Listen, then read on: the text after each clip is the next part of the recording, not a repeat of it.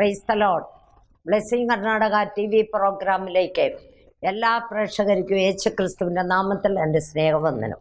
കഴിഞ്ഞ എപ്പിസോഡ് എല്ലാവർക്കും അനുഗ്രഹവും വിടുതലുമായിരുന്നു എന്നറിയുവാൻ സാധിച്ചതിൽ ദൈവത്തിന് സ്തോത്രം.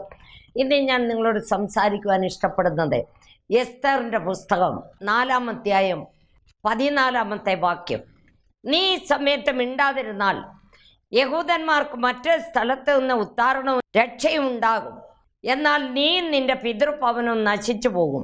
ഇങ്ങനെയുള്ള ഒരു കാലത്തിനായിട്ടല്ലയോ നീ രാജസ്ഥാനത്ത് വന്നിരിക്കുന്നത് ആർക്കറിയാം. ഒരു വാക്ക് പ്രാർത്ഥിക്കാം. ദൈവമേ, സ്തോത്രം കർത്താവേ, പ്രീതിയുള്ള സ്വർഗീയ അപ്പ, നിന്റെ സന്നിധിയിലേക്ക് ഞങ്ങൾ വന്നിരിക്കുന്നപ്പ, നീ അനുഗ്രഹിക്കണമേ, നിന്റെ കൃപയാൽ നിറയ്ക്കണമേ, നിന്റെ ശക്തിയാൽ നിറയ്ക്കണമേ. വചനം നിൻ്റേതപ്പ, ഞങ്ങൾ ഓരോരുത്തരും നിൻ്റേതപ്പ. നീ ഞങ്ങളോട് സംസാരിക്കണമേ, അനേകർക്ക് വിടുതൽ കൊടുക്കണമേ, അനേകർ രക്ഷിക്കപ്പെടുവാൻ നീ ഇടയാക്കണമേ, പിന്മാറ്റക്കാർ തിരിച്ചു വരുവാൻ നീ ഇടയാക്കണമേ അപ്പ. കൈവിടല്ലപ്പ അപ്പാടി എൻ്റെ നാവോടുകൂടെ ഇരിക്കണമേ. പരിശുദ്ധാത്മനെ നിനക്ക് സ്തോത്രം, സ്തോത്രം കർത്താവേ. യേശു ക്രിസ്തുവിൻ്റെ നാമത്തിൽ ചോദിക്കുന്നു, കൃപയോടെ കേൾക്കണമേ. ആമേൻ. എസ്തറിൻ്റെ പുസ്തകം നമ്മുടെ ബൈബിളിനകത്ത് 66 പുസ്തകമുള്ളതിൽ എസ്തറിൻ്റെ പുസ്തകത്തിലാണ് ഇന്ത്യ ദേശത്തെക്കുറിച്ച് പറഞ്ഞിരിക്കുന്നത്. 127 സംസ്ഥാനങ്ങൾ വാണുകൊണ്ടിരുന്ന അഹശ്വേരോസ് രാജൻ്റെ പത്നിയാണ് എസ്തർ. ഇതിനകത്ത് 3 വ്യക്തികളുടെ കാര്യമാണ് പ്രധാനപ്പെട്ട വ്യക്തികൾ. ഹാമാന്, ഒന്ന് മൊർദെഖായി, ഒന്ന് ഹാമാന്, ഒന്ന് എസ്തർ. ഹാമാന് എസ്തർ 3-ാം അധ്യായം 1 മുതൽ 6 വരെയുള്ള വാക്യം നമ്മൾ വായിക്കുമ്പോൾ, ഹാമാൻ ഇന്ന് പദവിയും കയറ്റവും കൊടുത്ത് സകല പ്രഭുക്കന്മാരുടെയും ഇരിപ്പിടങ്ങൾക്ക് മേലായി വെച്ചു. എല്ലാവരും ഹാമാനെ കുമ്പിട്ട് നമസ്കരിക്കണമെന്ന് രാജാവ് കൽപ്പനയും പുറപ്പെടുവിച്ചു. പ്രിയ സഹോദര സഹോദരി, എസ്തറിൻ്റെ വളർത്തച്ഛൻ ആ ഗേറ്റിൻ്റെ അടുത്ത് ഇരിക്കുന്നത്, അവൻ മൊർദെഖായി, അവൻ യഹൂദ വംശക്കാരനാണ്. അവന് ദൈവത്തെ സ്തുതിക്കുന്ന ഒരു വ്യക്തിയാണ്, ദൈവത്തെ ആരാധിക്കുന്ന ഒരു വ്യക്തിയാണ്, യാവാകലും പ്രാർത്ഥിക്കുകയൊക്കെ ചെയ്യുന്ന ഒരു വ്യക്തിയാണ്. ആര്? മൊർദെഖായി. മൊർദെഖായി ഈ രാജധാനിയിൽ നിന്നും ഹാമാന് വെളിയിലേക്ക് പോകുമ്പോൾ അവിടെയുള്ള എല്ലാ ആൾക്കാരും എഴുന്നേറ്റ് അവനെ കുമ്പിട്ട് നമസ്കരിക്കും. മൊർദെഖായി അതേസമയം ഇവൻ വരുന്നത് കാണുമ്പോഴേ നിലത്ത് കോട്ട് കുനിഞ്ഞിരുന്ന് കൈകൊണ്ട് എന്തെങ്കിലും എഴുതിക്കൊണ്ടിരിക്കുന്ന പോലെ ഇരിക്കും. അവൻ മുഖത്ത് നോക്കത്തില്ല. ഇത് വളരെ ദിവസമായപ്പോൾ ജനങ്ങളെല്ലാം മൊർദെഖായിയോട് ചോദിക്കുന്നു, നീ രാജകൽപ്പന ലംഘിക്കുന്ന എന്താണ്? നീ എന്താണ് അവനെ കുമ്പിട്ട് നമസ്കരിക്കാത്തത് എന്നെല്ലാം ആൾക്കാർ ചോദിച്ചിട്ടും അവൻ കുമ്പിടുകയോ നമസ്കരിക്കുകയോ ഒന്നും ചെയ്തില്ല. ആരെ? മൊർദെഖായി. മൊർദെഖായി അങ്ങനെ ഇരിക്കുന്ന വിവരം എല്ലായിടത്തും ഉണ്ടല്ലോ, കുശുമ്പ് കുന്നായ്മയും. ആരോ അവനോട്, ഹാമാനോട് പറഞ്ഞു കൊടുത്തു, ഇതുപോലെ നീ പോകുമ്പോഴും വരുമ്പോഴും ഇവൻ കുമ്പിട്ട് നമസ്കരിക്കുന്നില്ല എന്ന്. ഇവൻ വാച്ച് ചെയ്തു, കണ്ടുപിടിച്ചിട്ട് എസ്തർ 3-ാം അധ്യായം 8 മുതൽ 11 വരെയുള്ള വാക്യം. ഹാമാൻ അഹശ്വേരോസ് രാജാവിനോട്, നിന്റെ രാജ്യത്തിലെ സകല സംസ്ഥാനങ്ങളിലുമുള്ള ജാതികളുടെ ഇടയിൽ ഒരു ജാതി ചിന്നിച്ചിതറി കിടക്കുന്നു. രാജാവിന് സമ്മതമുണ്ടെങ്കിൽ അവരെ നശിപ്പിക്കേണ്ടതിന് സന്ദേശം എഴുതി അയക്കണം. ഞാൻ 10,000 താലന്ത് വെള്ളി രാജാവിൻ്റെ അരമനയിലേക്ക് കൊടുത്തയക്കാമെന്ന് എന്ന് പറഞ്ഞു. അപ്പോൾ രാജാവ് തൻ്റെ കയ്യിൽ കിടന്ന മുദ്രമോതിരം ഊരി ഹാമാൻ്റെ കയ്യിൽ കൊടുത്തിട്ട്, ആ വെള്ളിയും ഈ മോതിരവും നിനക്കിരിക്കട്ടെ, നിന്റെ ഇഷ്ടം പോലെ ചെയ്തേക്കാൻ പറഞ്ഞു. ഹാമാൻ അങ്ങനെ അവൻ്റെ ഇഷ്ടം പോലെ ഈ ഒരാളെ നശിപ്പിച്ചിരുന്നെങ്കിൽ സമാധാനമായിരുന്നു. ഈ യഹൂദ വംശക്കാരെ മുഴുവൻ 127 സംസ്ഥാനങ്ങളിലും ചിന്നിച്ചെതറി കിടക്കുന്ന യഹൂദ വംശക്കാരെ നശിപ്പിക്കുവാനായിട്ട് മൊർദെഖായി ലെറ്റർ എഴുതി എഴുതി അഞ്ചൽക്കാരുടെ കയ്യിൽ കൊടുത്തയച്ച് 127 സംസ്ഥാനങ്ങളിലും കൊടുത്തയച്ചു. എല്ലാ യഹൂദന്മാരും ഈ പകർപ്പ് വായിച്ച്, ഈ ലെറ്റർ വായിച്ച് വളരെ കൂവാടുവാനും കരയുവാനും ചാക്ക് കഷ്ടം ഉടുത്തുകൊണ്ട് റെട്ട് ഉടുത്ത് ചാരം വാരി തലയിലിട്ട് കരഞ്ഞും വിളിച്ചു നടന്നു. ഇതിൻ്റെ ഒരു പകർപ്പ് ആർക്ക് കിട്ടി? ഈ ഗേറ്റിൻ്റെ അടുത്തിരിക്കുന്ന മൊർദെഖായിക്കും കിട്ടി. അവനെത് വായിച്ചു നോക്കിയിട്ട് അവൻ്റെ വസ്ത്രമെല്ലാം അവൻ വലിച്ചു കീറി, അവനും റെട്ടുടുത്ത് ചാരമെല്ലാം വാരി തലയിലിട്ട് അവൻ തലയിൽ കയ്യും കെട്ടി കരഞ്ഞും കൊണ്ട് പട്ടണത്തിൽ നിന്നും രാജധാനിയുടെ മുമ്പിലേക്കും വരികയും പോവുകയും ചെയ്യാൻ തുടങ്ങി. കരയാൻ തുടങ്ങി. ഇത് ആരോ ആൾക്കാർ പോയി റാണിയോട് വിവരം പറഞ്ഞു, രാജ്ഞിയോട് വിവരം പറഞ്ഞു. അവൾ ഉടനെ നല്ല മുണ്ടും ഉടുപ്പും നേരിതും എന്നൊക്കെ വേണോ അവനെല്ലാം കൊടുത്തയച്ചു. അയ്യോ, അടുത്ത മാസം ഈ ഡേറ്റിൽ ചാകാനിരിക്കുന്ന എനിക്കെന്തിനാണിത്? എനിക്കിതിൻ്റെ ആവശ്യമില്ല. അവൻ മേടിച്ചില്ല.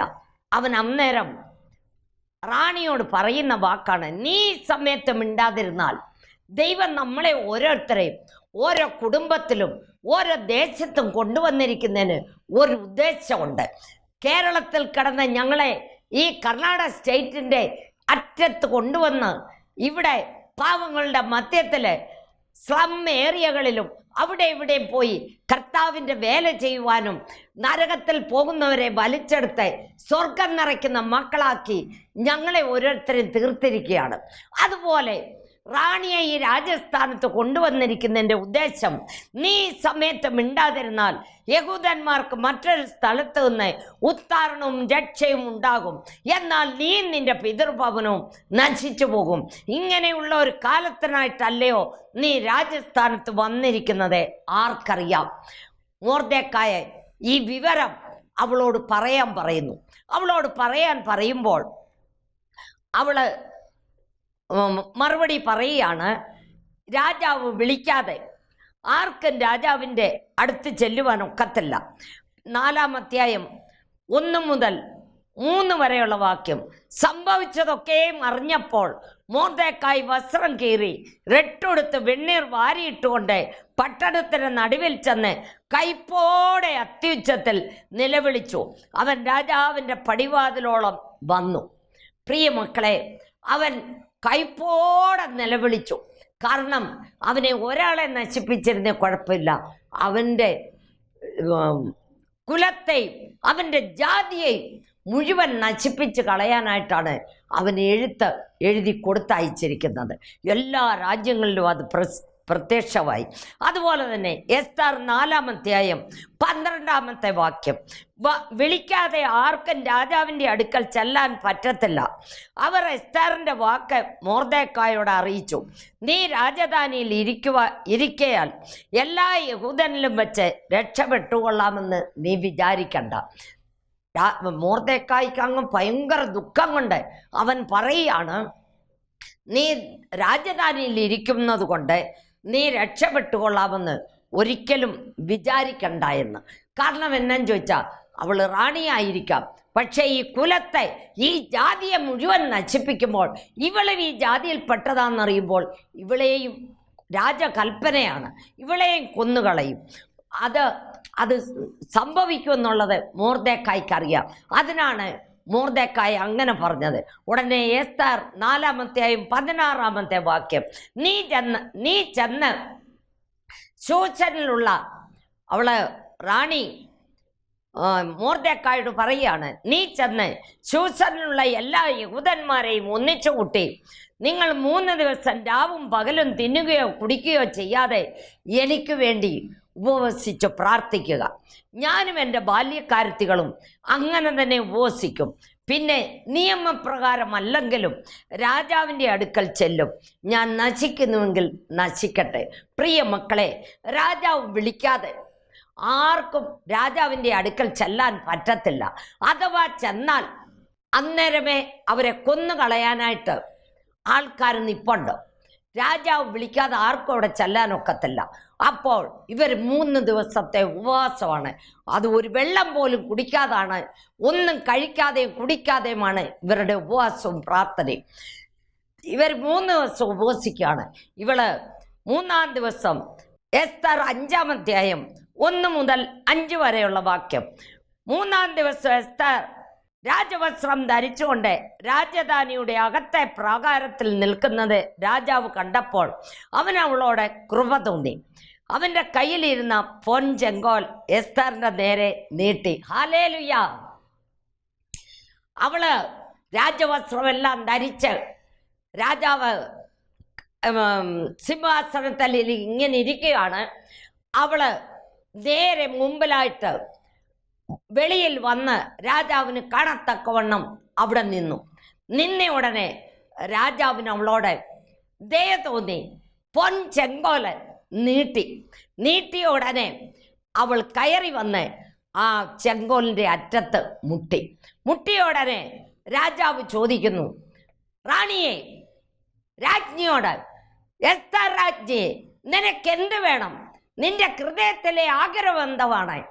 രാജ്യത്തിൻ്റെ പകുതിയോളമായാലും ഞാൻ നിനക്ക് തരാമെന്ന് പറയുന്നു.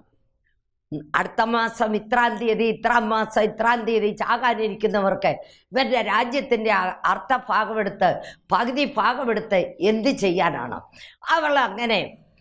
അവൾ ഉടനെ പറയുന്നു, ഞാൻ ഇന്നൊരു വിരുന്നൊരുക്കുന്നു. ആ വിരുന്നിന് രാജാവും ഹാമാനും വരണമെന്ന് പറയുന്നു. ഉടനെ ഹാമാനെ വിളിപ്പിച്ച് രാജാവ് ഹാമാനോട് പറയുകയാണ്, ഇന്ന് റാണി നമ്മൾക്ക് വേണ്ടി വിരുന്നൊരുക്കുന്നു. ആ വിരുന്നിന് എൻ്റെ കൂടെ നീയും വരണമെന്ന് പറഞ്ഞു. അയ്യോ, റാണി രാജാവിൻ്റെ കൂടെ എന്നെയും ആഹാരം കഴിക്കുവാനായിട്ട് ഞങ്ങൾക്ക് വിരുന്നൊരുക്കിയിരിക്കുന്നു. രാജാവിൻ്റെ കൂടെ ഞാനും പോകുന്നല്ലോ എന്നുള്ള ഒരു ഭയങ്കര സന്തോഷം അവനുണ്ടായി. അന്ന് രാത്രി ആഹാരം കഴിക്കാനായിട്ട് അവൾ വിരുന്നൊരുക്കി.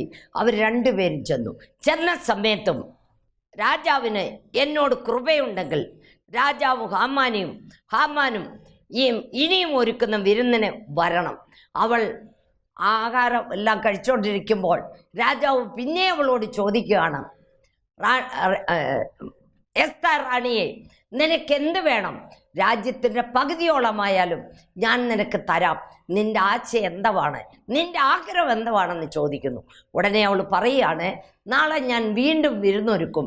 ആ സമയത്ത് ഹാമാനും രാജാവും വരണം.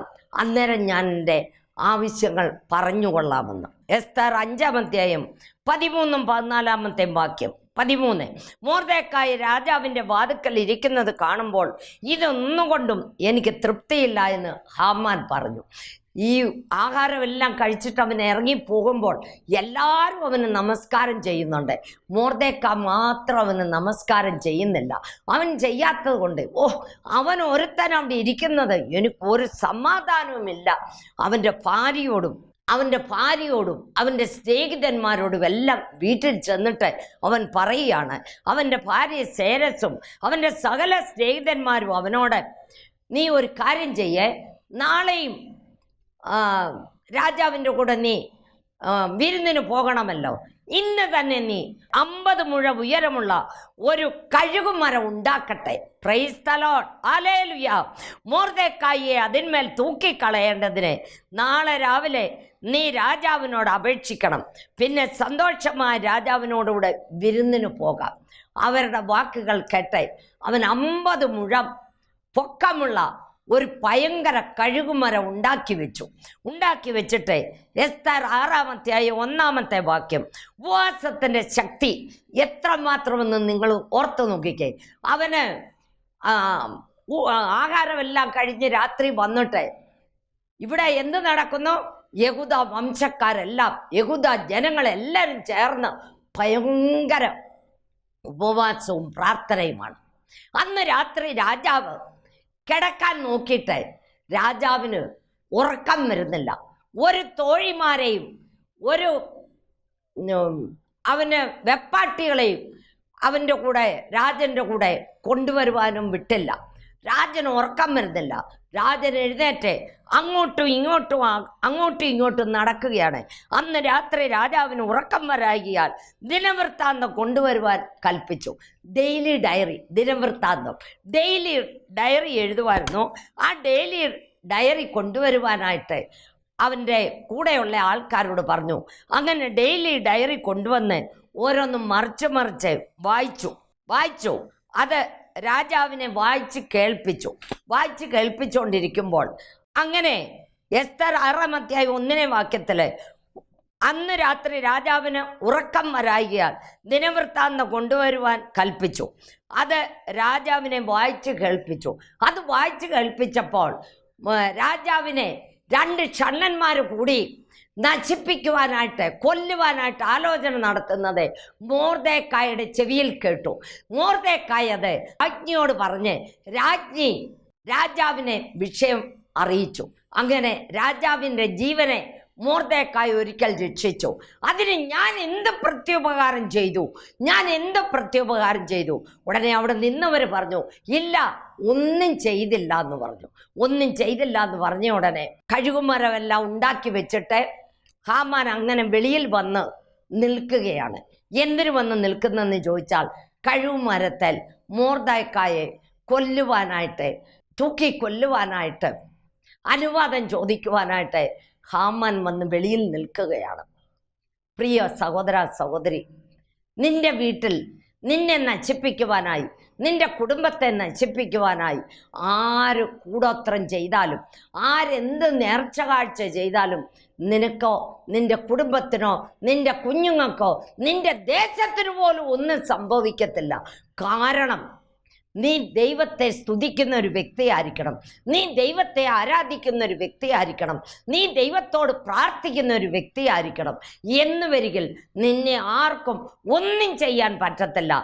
ഹാമാൻ അകത്ത് വന്നപ്പോൾ രാജാവ് അവനോട്, അതായത് എസ്തർ 6:6-7 ഹാമാൻ ആരുണ്ട് വെളിയിൽ?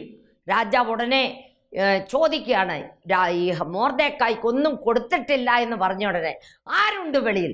ഹാമാൻ വെളിയിൽ നിൽപ്പുണ്ട്. ഹാമാൻ വെളിയിൽ നിൽക്കുന്നെന്ന് പറഞ്ഞു. അകത്ത് വരാൻ പറയാൻ പറഞ്ഞു. അകത്ത് വന്നപ്പോൾ രാജാവ് അവനോട്, രാജാവ് ബഹുമാനിപ്പാൻ ഇരിക്കുന്ന പുരുഷന് വേണ്ടി രാജാവ് എന്ത് ചെയ്യണം? ഉടനെ, എന്നെ അല്ലാതെ ആരെയാണ് രാജാവ് ബഹുമാനിപ്പാനിരിക്കുന്നത്? അവൻ്റെ അഹങ്കാരം എത്രവാണെന്ന് നോക്കിക്കേ. അതേസമയം മൊർദെഖായിയുടെ പേര് വല്ലതും അവിടെ വന്നിരുന്നെങ്കിൽ അവൻ പറഞ്ഞേനെ, ഒരു ഭിക്ഷപാത്രവും പിടിച്ച് ചെണ്ടേ കൊട്ടി അവനെ പട്ടണം തോറും കൊണ്ട് നടക്കണമെന്ന് അവൻ പറഞ്ഞേനെ. പക്ഷേ മൊർദെഖായിയുടെ പേര് അന്നേരം പറഞ്ഞില്ല.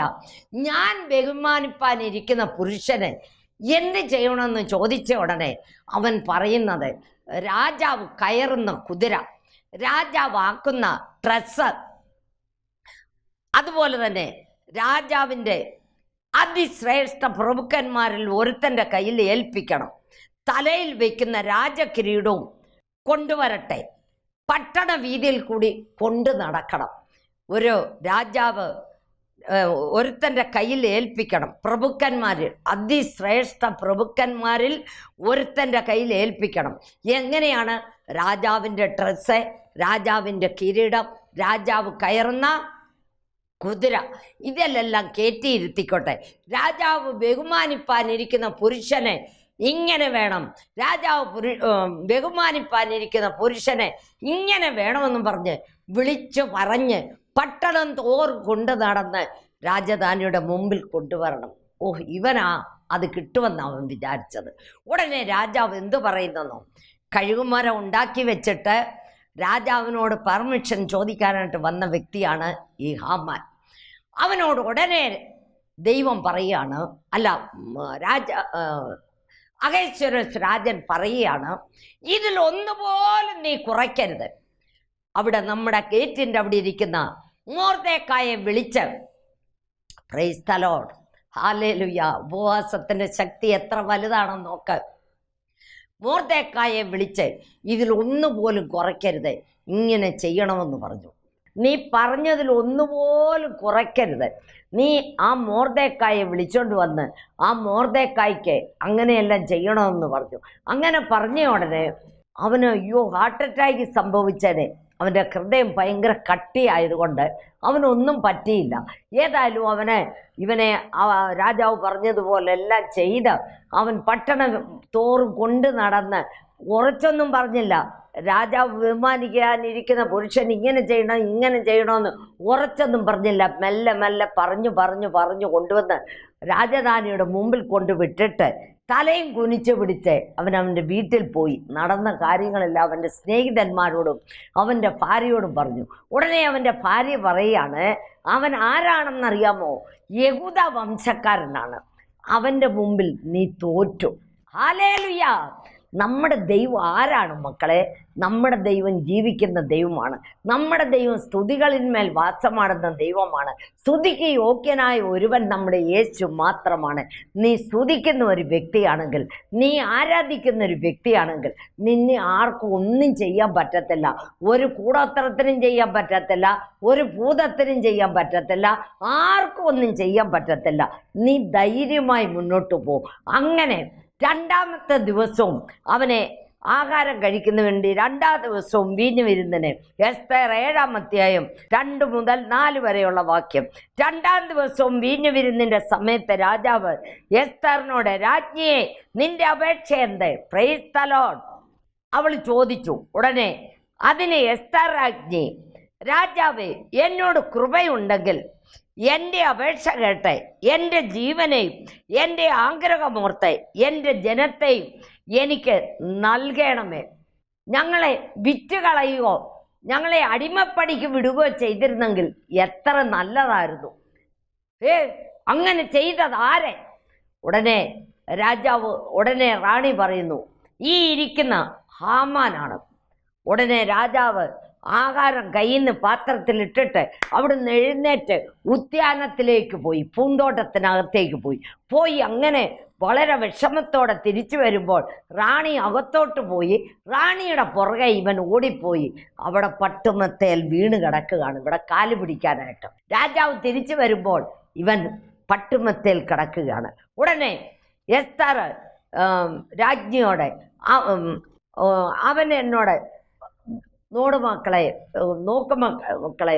സഹോദരി തിരിച്ചു വരുമ്പോൾ ഉടനെ അങ്ങനെ പറഞ്ഞു തീരുകയും, നീ ഇവിടെ തന്നെ, നീ എൻ്റെ മുമ്പിൽ രാജ്ഞിയെ നശിപ്പിക്കുന്നു എന്ന് ചോദിക്കുകയും ആൾക്കാർ അവൻ്റെ മുഖം മൂടി, ഹാമാൻ്റെ മുഖം മൂടിയിട്ട് അവിടെ നിന്നവരെല്ലാം പറയുന്നു, നിന്നെ രക്ഷിച്ച രാജാവേ, നിങ്ങളെ രക്ഷിച്ച മൊർദെഖായി നശിപ്പിക്കുവാനായി ഇവൻ 50 മുഴം ഉയരമുള്ള എല്ലിൻ മരം ഉണ്ടാക്കി വെച്ചിരിക്കുന്നു പറഞ്ഞു.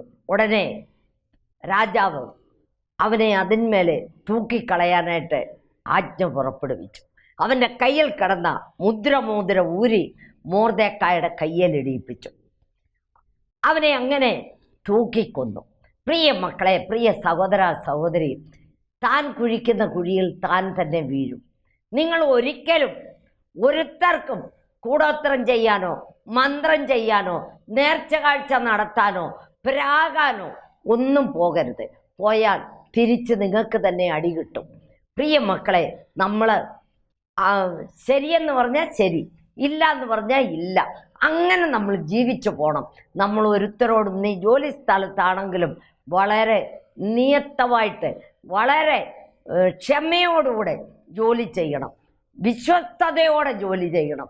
ഒരുത്തർക്കും നീ കഷ്ടം കൊടുക്കുകയോ ഒരുത്തർക്കും നോവ് കൊടുക്കുകയോ ചെയ്യരുത്. ചെയ്താൽ ദൈവം എല്ലാം നോക്കിക്കൊണ്ടിരിക്കുവാണ്. നമ്മൾ ദൈവത്തിൻ്റെ മുൻപിൽ നീതിയോടും ന്യായത്തോടും കൂടെ ജീവിച്ചെങ്കിൽ മാത്രമേ നമുക്ക് ആ സ്വർഗരാജ്യത്തിൽ ചെല്ലുവാനായിട്ട് പറ്റത്തുള്ളൂ. കീർത്തനെ 91:14, അവൻ എന്നോട് പറ്റിയിരിക്കാൻ ഞാൻ അവനെ വിടുവിക്കും. ഹല്ലേലൂയ!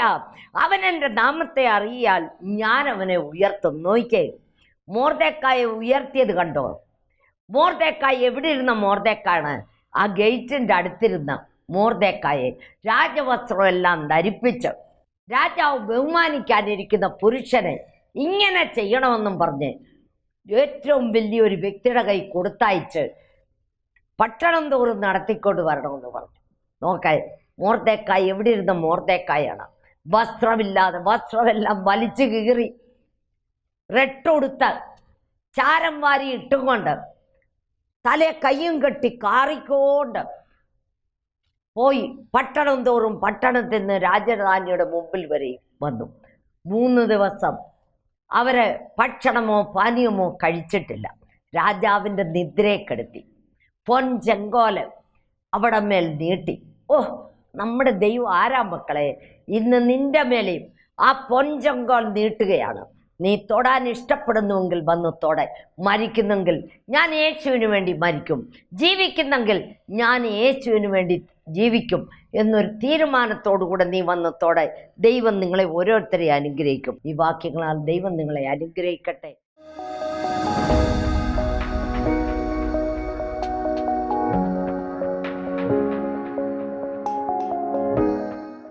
കഴിഞ്ഞ ദിവസം സാക്ഷി പറയാൻ ഞാൻ ആഗ്രഹിക്കുന്ന ഒരു ചെറിയ സാക്ഷി. ഒത്തിരി പറയാനുണ്ട്. ഒരു ചെറുക്കന്, ഒരു 25 വയസ്സുള്ള ഒരു ചെറുക്കൻ കരഞ്ഞുകൊണ്ട് എൻ്റെ അടുത്ത് വന്നിട്ട് പറഞ്ഞു, ആൻറ്റി എനിക്ക് തലവേദന തുടങ്ങിയിട്ട് 6 മാസത്തിൽ കൂടുതലായി. എല്ലാ ഡോക്ടർമാരെയും ഞാൻ കാണിച്ചു, എല്ലായിടത്തും പോയി, എക്സ്റേ എടുത്തു, സ്കാനിങ് ചെയ്തു, എല്ലാം ചെയ്തിട്ടും എനിക്ക് ഒരു അസുഖവും ആരും കാണുന്നില്ല. എനിക്ക് സന്ധ്യയാവുമ്പോൾ ഭയങ്കര തലവേദനയാണ്, തല പൊട്ടിപ്പോകുന്ന വേദനയാണ്, സഹിക്കാൻ മേലെന്ന് പറഞ്ഞു. ഞാനൊരു ശകലം വെളിച്ചെണ്ണ എടുത്ത് പ്രാർത്ഥിച്ച് അവൻ്റെ തലയിൽ വെച്ചു. തലയിൽ വെച്ചിട്ട് അവൻ്റെ തലയിൽ പിടിച്ച് പ്രാർത്ഥിച്ചിട്ട് പറഞ്ഞു, ഇന്നു മുതൽ നിനക്ക് യാതൊരു വേദനയും സംഭവിക്കത്തില്ലെന്ന് പറഞ്ഞു. പ്രിയ മക്കളെ, അതെങ്ങനെ പറഞ്ഞെന്ന് എനിക്കറിയത്തില്ല. ദൈവം അവനെ തൊട്ടു, സമ്പൂർണ്ണ വിടുതലവനായി. അവൻ വന്ന് സന്തോഷത്തോടെ ഇപ്പോൾ 3-4 ദിവസമായി വന്ന് എന്നോട് പറയുന്നു, ഫോൺ ചെയ്ത് പറയുന്നു, എനിക്കിപ്പോൾ തലവേദന ഇല്ല ആൻറ്റി. നമ്മുടെ ദൈവം ആരാണ്? കണ്ണുനീർ തൂവുമ്പോൾ മനസ്സലിയുന്ന ദൈവമാണ്. അവനൊരു യൗവനസ്ഥ പയ്യനാണ്. അവൻ കരഞ്ഞുകൊണ്ടാണ് വന്നത്. അവനെ ദൈവം രക്ഷിച്ചു. നമ്മുടെ ദൈവം ജീവിക്കുന്ന ദൈവമാണ്. ഞാൻ നിങ്ങൾക്ക് വേണ്ടി പ്രാർത്ഥിക്കാൻ പോവുകയാണ്. നിങ്ങൾക്ക് എന്താവശ്യമുണ്ടെങ്കിലും ദൈവസന്നിധിയിൽ കരഞ്ഞു പറയുക. ദൈവമേ, സ്തോത്രം കർത്താവേ, കരുണാസമ്പന്ന നിത്യനുമായ ഞങ്ങളുടെ വാഴ്ത്തപ്പെട്ട സ്വർഗസ്ഥ പിതാവേ, ദൂരത്തും ചാരത്തും ആയിരിക്കുന്ന മക്കളുമായിട്ട് നിന്റെ അടുത്ത് വരുന്നപ്പാ, നീ അനുഗ്രഹിക്കണമേ. ഒരിക്കലും നച്ചുവാൻ നീ സമ്മതിക്കല്ലപ്പ, തളർന്നും ക്ഷീണിച്ചു പോവാൻ നീ സമ്മതിക്കല്ലപ്പ. നിനക്ക് വേണ്ടി ജീവിക്കുന്ന മക്കളും നിനക്ക് വേണ്ടി ജീവിക്കുന്ന ആയുധങ്ങളും ആക്കി തീർക്കണമേ അപ്പ. നീ കൈവിടല്ലപ്പ. കടഭാരത്താൽ എത്രയോ ജനങ്ങൾ കഷ്ടപ്പെടുന്നു കർത്താവേ. അപ്പ, ഏതെല്ലാം നോവുകളാൽ കഷ്ടപ്പെടുന്നപ്പ, തലേനോവ്, വയറ്റുവേദന, മുട്ടുവേദന, കാലുവേദന, പുറത്തുവേദന, എല്ലാ വേദനകളെയും നിന്റെ ശരീരത്തിൽ വഹിച്ചപ്പ, നിന്റെ അടിപ്പടലുകളാൽ സൗഖ്യം വന്നിരിക്കുന്നപ്പ. അതുപോലെ കർത്താവേ അപ്പ, കിഡ്നിയല്ലി കല്ല്, ഗോൾ ബ്ലാഡറി കല്ല്, അങ്ങനെ ഏതെല്ലാം രീതിയിൽ തലയല്ലി ട്യൂമർ, കർത്താവെ എവിടെയെല്ലാം ട്യൂമറുകൾ ശരീരത്തിലുണ്ടോ ഇപ്പോൾ തന്നെ തൊടണമേ. പരിശുദ്ധാത്മനെ തൊടണമേ. ഈ നിമിഷമേ വിവാഹം നടക്കാത്തവരുടെ വിവാഹം നടത്തി കൊടുക്കണമേ കർത്താവെ. അപ്പ, അതുപോലെ കർത്താവെ ഏതെല്ലാം വിധത്തിൽ ജനങ്ങൾ കഷ്ടപ്പെടുന്നപ്പ, അവർക്ക് നീ ശാന്തി സമാധാനം കൊടുക്കണമേ, നമ്മതി കൊടുക്കണമേ, പാപത്തിൽ നിന്നും വിടുതൽ കൊടുക്കണമേ, രോഗത്തിൽ നിന്നും വിടുതൽ കൊടുക്കണമേ, സ്വർഗത്തിൽ പോകാൻ ഒരു വഴി തെളിയിക്കണമേ കർത്താവെ. അപ്പച്ചാ, നീ കൈവിടല്ലപ്പ, ശക്തീകരിക്കണമേ, ബലപ്പെടുത്തണമേ കർത്താവെ. സകലവും എന്നെ യേശു ക്രിസ്തുവിൻ്റെ നാമത്തിൽ ചോദിക്കുന്നു, കൃപയോടെ കേൾക്കണമേ. ആമേൻ. നിങ്ങൾക്ക് എന്ത് കഷ്ടമുണ്ടെങ്കിലും നിങ്ങൾ ഞങ്ങൾക്ക് ഫോൺ ചെയ്യുക. ഞങ്ങൾ നിങ്ങൾക്ക് വേണ്ടി പ്രാർത്ഥിക്കുന്നതാണ്. നിങ്ങളുടെ പ്രാർത്ഥനയിൽ ഞങ്ങളെയും ഞങ്ങളുടെ കുടുംബത്തെയും ഞങ്ങളുടെ സഭയെയും ഞങ്ങളുടെ വേലയെ ഓർത്ത് പ്രാർത്ഥിക്കണമെന്ന് അപേക്ഷിക്കുന്നു. God bless you. Price the Lord.